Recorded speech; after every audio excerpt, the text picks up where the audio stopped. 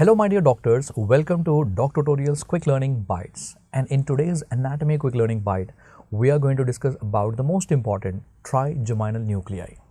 First point, I hope you all know that there will be one motor nucleus and then there will be three sensory trigeminal nuclei. So in total, there are four trigeminal nuclei. Now out of this, sensory extremely important. The three sensory nuclei, number one, it is present in midbrain, so that is why it is known as mesencephalic nucleus. Number two is the main one present in the pons, chief sensory nucleus.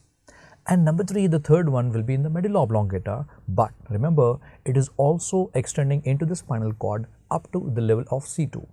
That's the reason why the third one will be the spinal nucleus. So I repeat again, there are three sensory nuclei, mesencephalic, chief sensory nucleus and the spinal nucleus. And out of that, yes, remember, the pain and temperature from the face will be carried to the spinal nucleus. The touch and pressure from the face will be carried to the chief sensory nucleus. And finally, the most important one, proprioception will be carried to the mesencephalic nucleus. And that has been tested in the exam. And not only that, mesencephalic nucleus is the center for jaw reflex. And one more point that you have to remember is mesencephalic nucleus is the site where you have the pseudo-unipolar neurons. So this is all the information I want you to remember for the trigeminal nuclei.